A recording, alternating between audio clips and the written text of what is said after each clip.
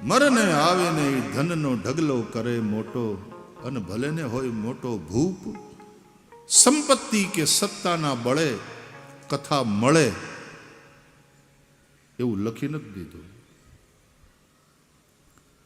એ તો સુપાત્ર.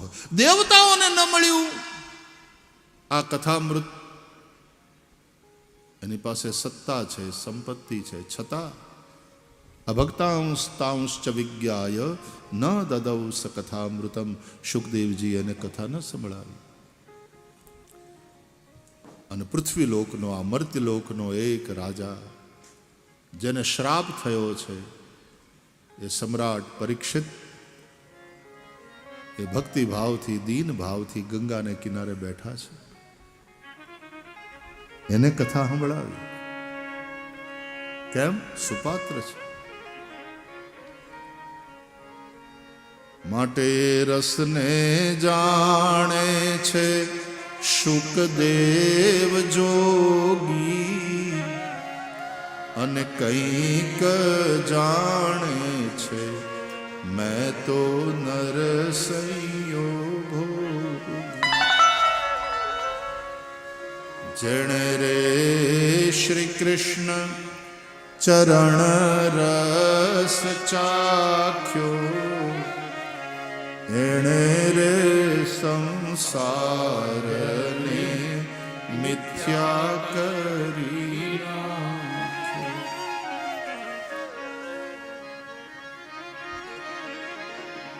રાજા પરીક્ષિત ઉત્તમાધિકારી શ્રોતા છે.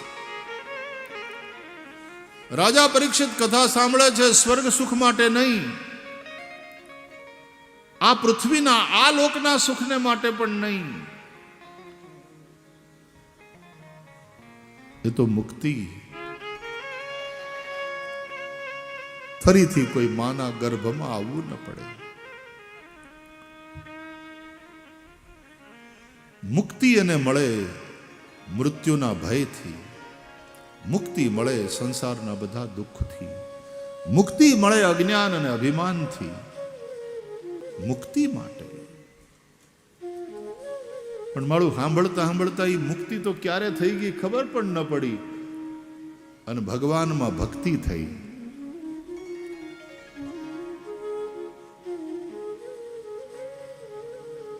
ભાગવત ભક્તિ પ્રધાન ગ્રંથ છે, અને એટલા માટે પિબત ભાગવતમ રસમાલયમ લયમ મોક્ષમ आलयम. એટલે मोक्ष पर्यंत पियो ऐसी बात नहीं. मोक्ष का जिसमें समावेश है, कब मुक्ति हो जाएगी वो तो तुम्हें पता भी नहीं चलेगा, और पीते रहोगे पीते रहोगे पीते रहोगे. शुकदेव जी उत्तमाधिकारी वक्ता છે. સમાજને સુધારવા માટે કથા નથી કહેતા. ભગવાનની ભક્તિ કથામાં અનુરાગને લઈને કથા કરે છે. આવા 3 પ્રકારના અધિકારી વક્તા શ્રોતા, એની કથા શ્રીમદ ભાગવતના પ્રથમ સ્કંદમાં છે. નૈમિષારણ્યના ઋષિઓએ પ્રારંભમાં 6 પ્રશ્ન કર્યા. ભગવાન 6 ગુણવાળા છે, ભગવાનને જાણવા માટે 6 પ્રશ્ન કર્યા. પહેલો પ્રશ્ન, શાસ્ત્રોનો સાર શું છે? આ વેદો શાસ્ત્રો એ શું કહેવા માંગે છે? અતઃ સાધોત્રયત સારમ સમુદ્રત્ય મનીષયા. બીજો પ્રશ્ન, શ્રેય શું છે? શ્રેય, કલ્યાણ, એ શું છે? તત્ર તત્રાંજસાયુષ્મન ભવતા યદ વિનિશ્ચિતમ પુંસામ એકાંતતઃ શ્રેયઃ તન્નઃ શંસિતુમર્હસી.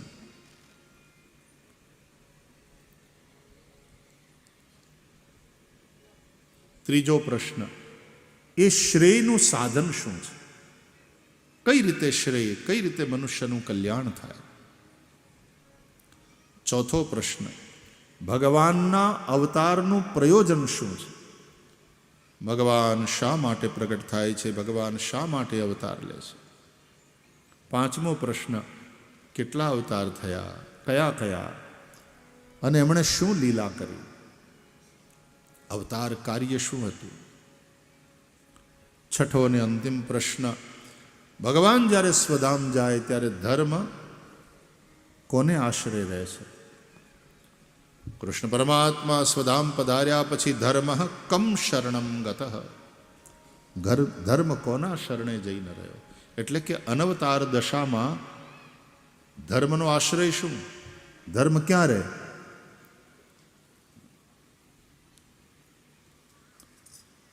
ધર્મને કોઈ પૂછે તમે ક્યાં રહો, તો કે અવતારમાં. તમને મળવું હોય તો ક્યાં આવીએ, કોઈ અવતારી પુરુષ પાસે. એના જીવનમાં હું રહું છું. રામના જીવનને જુઓ, હું એમાં છું. કોઈ ઓલિયા પુરુષ હોય, દાદા મેકરણના જીવનમાં જુઓ, એમાં હું છું. સંત જલારામ બાપાના જીવનને જુઓ, એમાં હું છું. હમણાં જલારામ જયંતિ તૈયારી ચાલે, સંત જલારામના જીવનમાં હું છું.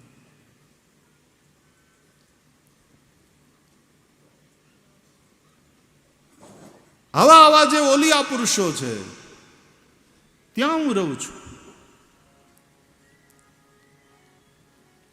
પણ એવો કોઈ અવતાર અથવા તો એવો કોઈ અવતારી ઓલિયો પુરુષ ન હોય સમાજમાં, તેથી તમે ક્યાં રહ્યો એવું ધર્મને કોઈ પૂછે તો કેવું પડે ને કે ભાગવતમાં રહું છું, ગીતામાં રહું છું, રામાયણમાં રહું છું. મને મળવું હોય, મારા દર્શન કરવા હોય, મને સમજવું હોય તો ત્યાં આવજો. 6 પ્રશ્ન કર્યા. એ 6 પ્રશ્નના ઉત્તરમાં નૈમિષારણ્યમાં શ્રી સુત પુરાણીએ કથા સંભળાવી, મંગલાચરણ કર્યું. પ્રારંભના 2 શ્લોકમાં શ્રી સુખદેવજીને વંદન કર્યા. બહુ સરસ શ્લોક છે.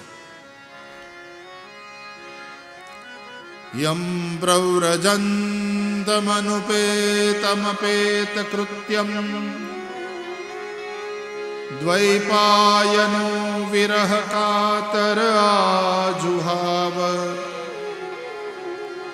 પુત્રેતિ તન્મયતયા તરવોభిનેદુસ્તમ સર્વભૂત હૃદયમ મુનિમાનતોસ્મિ.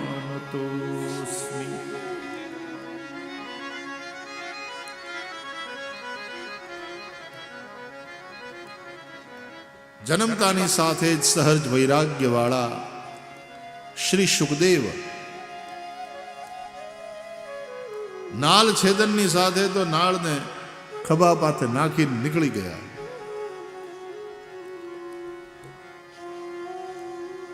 પ્રવજ્યા લેલી પરિવ્રાજક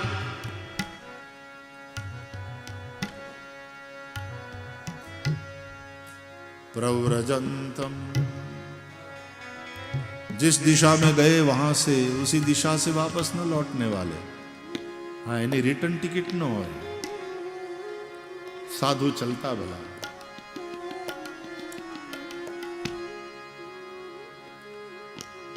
જન્મતાની સાથે સહજ વૈરાગ્ય. પ્રવજ્યા માણસ ક્યારે લે, સાધુ ક્યારે બને, સંન્યાસ ક્યારે લે. યદ હરેવ વિરજેત તદ હરેવ પ્રવ્રજેત. જેવો સંસારથી, સંસારના વિષયોથી વૈરાગ્ય થયો એટલે પ્રવ્રજ્યા લઈ લે.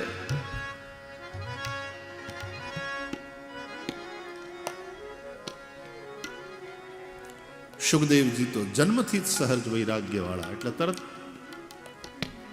પ્રવજ્યા લઈ લીધી. એટલે પહેલું લક્ષણ સુખદેવજીને વંદન કરતી વખતે યમ પ્રવ્રજંતમ,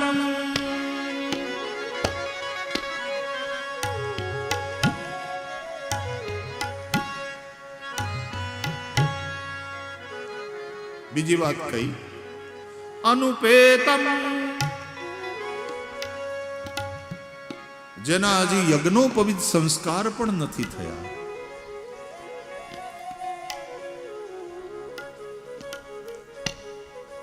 બ્રાહ્મણને પોતાના દીકરાના લગ્નની ચિંતા બહુ ન કરવાની હોય, પણ પોતાના દીકરાની જનોઈ સુધીના સંસ્કારોની ચિંતા તો કરવાની હોય.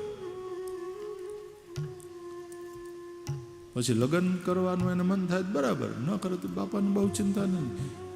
પણ એ પહેલા યજ્ઞોપવિત સુધીના બધા સંસ્કારો, પછી તો એ ગુરુકુળમાં જશે ને પછી આગળની બધી વાત ગુરુ કરશે.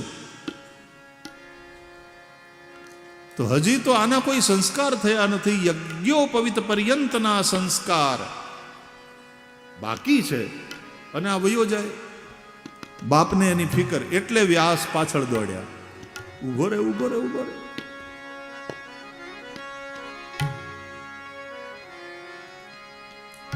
ખાવા જેવું થઈ જાય પછી માં ખવડાવ, નહીં તો છોકરું તરત ઉભો રે, પણ તારા માટે તૈયાર કરું છું હજી, એમ સીધે સીધું ન ખવાય. એમ સીધી સીધું સાધુ ન થવાય. ઉભો રે. પુત્રેતિ તન્મયતયા, હે શુક, હે શુક, પુત્ર, પુત્ર. દ્વૈપાયનો વિરહ કાતર આજુહાવ,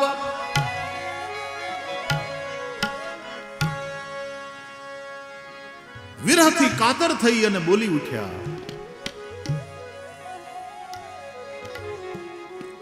મારો દીકરો વયો જાય.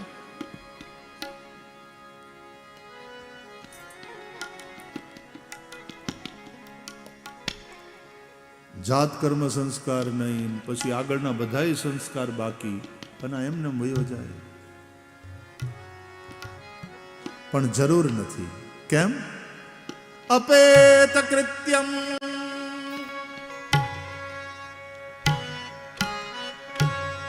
એક એક શબ્દ જુઓ. અપેત કૃત્ય છે, પૂર્ણ કૃત્ય છે, કૃતકૃત્ય છે.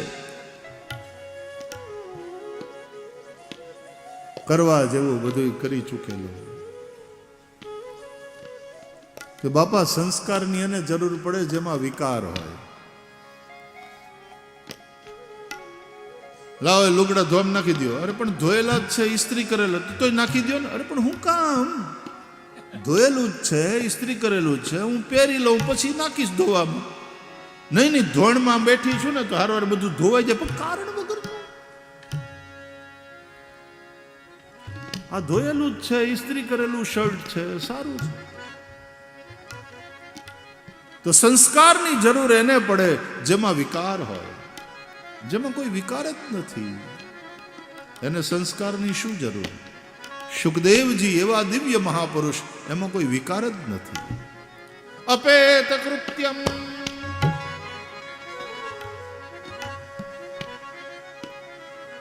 દ્વૈપાયનો વિરહ કાતર આજુહાવ, પુત્રેતિ તન્મયતયા તરવઃ અભિનેદુઃ.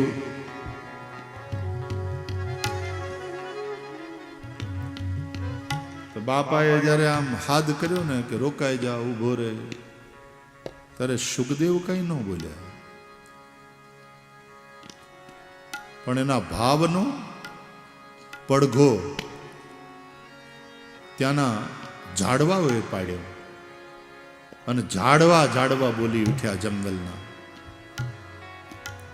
અમારા સંસ્કાર કોણ કરે?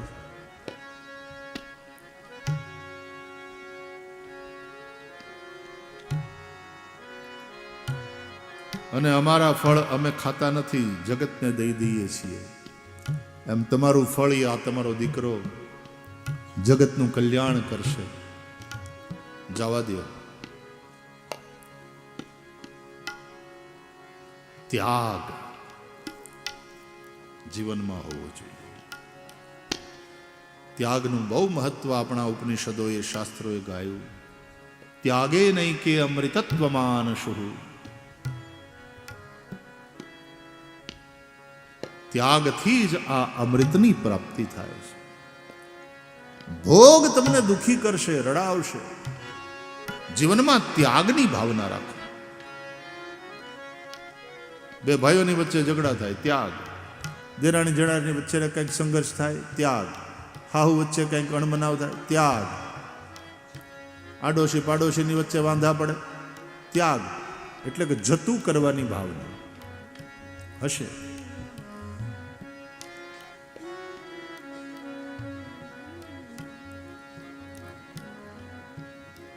ત્યાગે નહીં કે અમૃતત્વમાનશુ.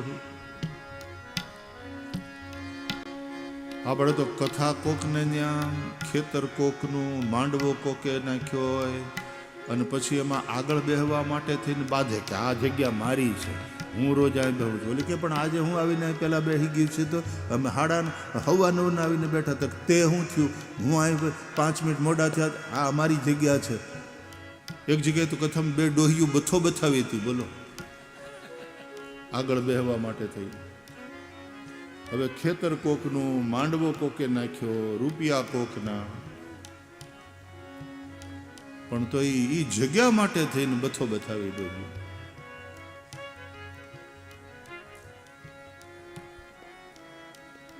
ત્યાગ.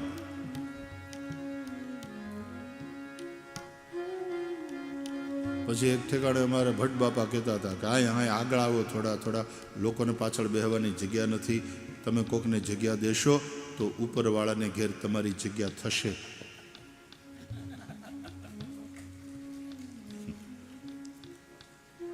એક ડોહીમાં પડી ગયા ને તો એક જુવાનિયાએ તરત એનું ધ્યાન ગયું, દોડીને તરત ડોહીમાને ટેકો દીધો અને ઊભા કર્યા. ટેકો દઈને ડોહીમાએ આશીર્વાદ દીધા, બટા તે મને ઉઠાવી, ભગવાન તને ઉઠાવી લે. હવે આશીર્વાદ દીધા, ખરાબ આપ્યો ને. આમ જેવું માણસ કરે એને એવું ફળ મળે ને કે તે મને ઉઠાવી, ભગવાન તને ઉઠાવે બટા. કાંઈ વાંધો નહીં મારી કોઈ આશીર્વાદની જરૂર નથી, તમે તારે બસ વાગ્યું નથી ને. ત્યાગ, અભિમાનનો ત્યાગ, સ્વાર્થનો ત્યાગ, એઠ અકડનો ત્યાગ. ત્યાગ બહુ વાઇડર ટર્મમાં છે. त्यागात शांतिरनंतरम, गीता कहती है. त्यागे नहीं के अमृतत्वमानशु, उपनिषद कहते हैं. त्याग थी शांति, त्याग थी आनंद. त्याग.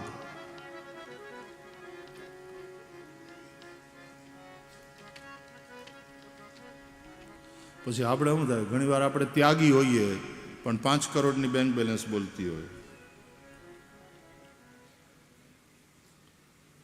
આ કોણે અશાંતિ ઊભી કરી? આ શાંતિ ભાઈ ઈ બાધ્યા કોકની.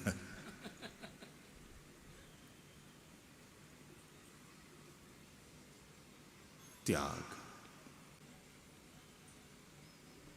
તો ઝાડવા બોલ્યા, કારણ કે ઝાડવાના પોતાના જીવનમાં ત્યાગ છે. તરવઃ અભિનેદુ તમ સર્વભૂત હૃદયમ મુનિમાનતોસ્મી. જેમ પરમાત્મા સર્વભૂત હૃદય છે, એવા ભગવાન શુકદેવ પણ જડ ચેતન બધામાં છે. અને એણે આ રીતે પિતાને જવાબ આપ્યો. એવા શુકદેવજીને, એવા મુનિને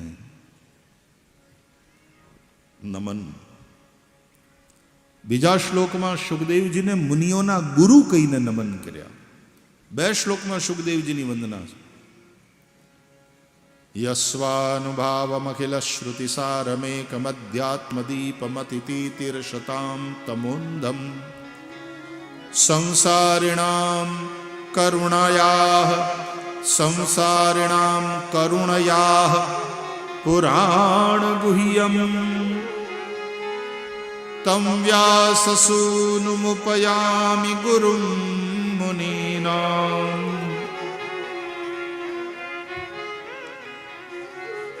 જેણે પોતાના અનુભવથી આ ભાગવત રૂપી અધ્યાત્મ દીપને પ્રગટ કર્યો, જે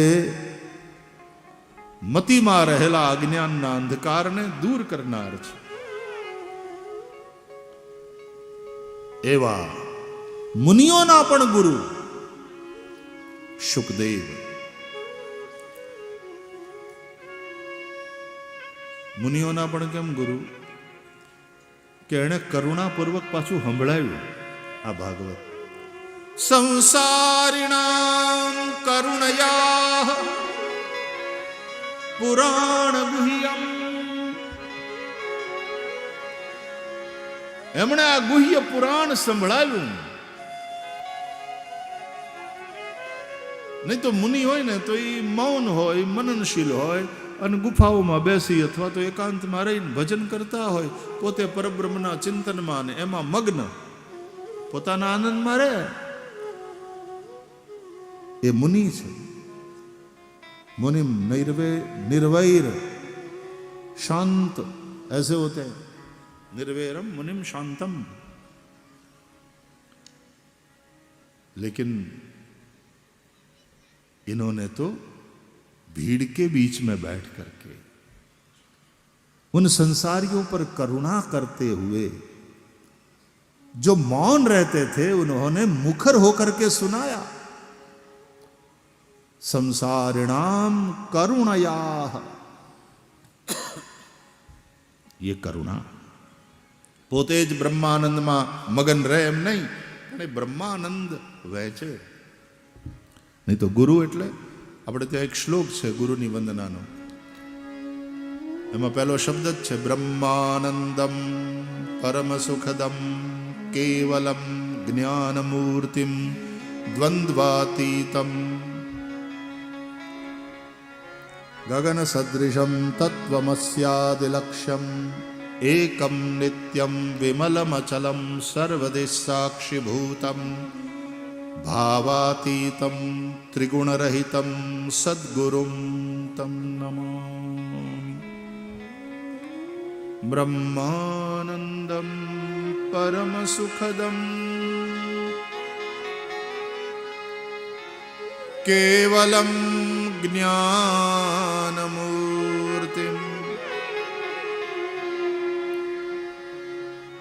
એટલે બીજા શ્લોકમાં સુખદેવજીને મુનિઓના પણ ગુરુ કહીને ગુરુમ મુનિ નામ સુખદેવજીને નમસ્કાર કર્યા. સુતજીના ગુરુ છે સુખદેવ. સુખદેવજીએ જ્યારે રાજા પરીક્ષિતને કથા સાંભળાવી ને ગંગાને કાંઠે, ત્યારે પરીક્ષિતથી થોડાક આમ વાહે મોટા મોટા બધા ઋષિઓ અને પરીક્ષિતની લાઈનમાં બેઠેલા આગળ પાછળ, તો થોડાક વાહે સુતજી બેઠા હતા. એમાં બહુ તો આગળ બેહવા ના મળે ને, મોટા મોટા ઋષિઓ ને મોટા મોટા માણસો જ્યાં હોય આમ થોડાક પાછળ, પણ એ સભામાં છે. અને એમણે પોતાને હગ્ગે કાને આ કથા સાંભળી છે અને પોતાની હગ્ગી આંખે આ દ્રશ્ય જોયું છે. અને સુખદેવજીના મુખ્ય કથા સાંભળતા આટલા દિવસ ત્યાં રહી અને એ દિવ્ય સત્સંગનો લાભ લેતા લેતા સુતજીને પણ ભાગવતમાં અનુરાગ થયો. આમ ભલે ને પરંપરાથી મળી હોય કથા, પણ કથામાં અનુરાગ, પ્રેરણા, આવું થવું છે આપણે. સુખદેવજીથી આ પ્રેરણા મળી અને તેથી ગુરુરૂપ એને માની અને સુતજીએ કથાના પ્રારંભે 2 શ્લોકમાં સુખદેવજીની વંદના કરી અને પછી નારાયણમ નમસ્કૃત્ય નરમ ચૈવ નરોત્તમમ દેવીમ સરસ્વતીમ વ્યાસમ તતો જયમુદીરયેત. નરનારાયણ ભગવાનને નમસ્કાર કરી, દેવી સરસ્વતીને, ભગવાન વેદવ્યાસને વંદન કરી, ભગવાનની મંગલમયી કથા સંભળાવી. હે મુનિઓ, તમે બહુ સરસ પ્રશ્ન કર્યા. આ પ્રશ્ન ભગવાનની કથા વિષયમાં થયા છે. યત્કૃતઃ કૃષ્ણ સંપ્રશ્ન. જે પ્રશ્ન કરવાથી જ મન પ્રસન્ન થઈ જાય. હે મુનિઓ, મનુષ્યનો પરમ ધર્મ એ જ છે જેનું આચરણ કરતા ભગવાનમાં ભક્તિ થાય. ધર્માચરણ કરો ને ભગવાનમાં ભક્તિ ન થઈ તો પેટ ભરીને ખાધું ને તૃપ્તિ ન થઈ.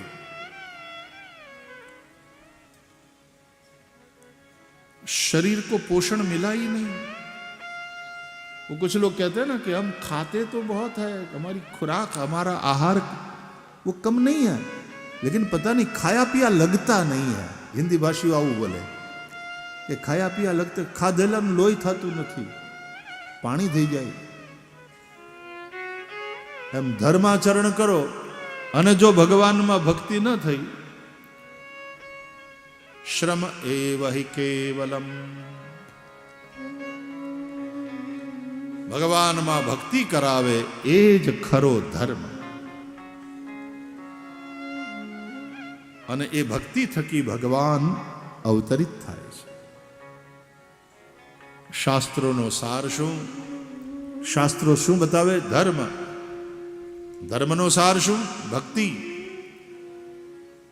એ જ શ્રેય કરનારી છે, કલ્યાણ કરનારી છે. એની પ્રાપ્તિનું સાધન તે ધર્મ. દાન, વ્રત, જપો, હોમ, તપસ્વાધ્યાય સંયમૈ શ્રેયોભિર વિવિધૈશ્ચાન્યૈ કૃષ્ણે ભક્તિર્હિ સાધ્યતે. આ બધા શ્રેયના સાધન છે. અને સાધ્ય શું? ભગવાનની ભક્તિ. દાન કરો, વ્રત કરો, હોમ કરો, જપ કરો, તપ કરો, આ બધા શ્રેયના સાધન છે. આ બધું ધર્મરૂપ છે. અને એ શ્રેય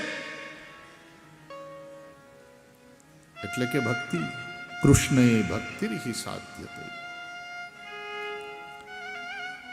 ત્યારે ભગવાનના અવતારનું પ્રયોજન શું? કે ભક્તિને લઈને જ ભગવાન અવતરિત થાય છે. જ્ઞાનીઓ માટે બ્રહ્મ થોડો અવતરે. બ્રહ્મ આવીને દર્શન પણ ન દે. એટલે જ્ઞાની એને બ્રહ્મ સાક્ષાત્કાર એટલે બ્રહ્મથી પોતાનો આત્મા અભિન્ન છે, હું એ જ છું, આવો અનુભવ, તે જ બ્રહ્મ સાક્ષાત્કાર. બ્રહ્મૈવાહમ. પણ ભક્તને તો દર્શન કરવાની ઈચ્છા છે, એટલે ભક્ત માટે ભગવાન અવતાર લે છે. બ્રહ્માનંદજી કહે છે, ભક્ત હેતુ હરિરૂપ બનાયા. ભગવાન ભક્તોને માટે આવે છે. રામચરિત માનસમાં પણ ભગત ભૂમિ ભૂ સુર સુર વિસુર હિત લાગી કૃપાલ કરત ચરિત ધરી મનુજ તનુ સુનત મિટી જગ જાલ. ભક્તોને માટે આવે, ભૂમિને માટે આવે, ભૂસુર બ્રાહ્મણોને માટે આવે, સુરભી ગાયોને માટે થઈને આવે.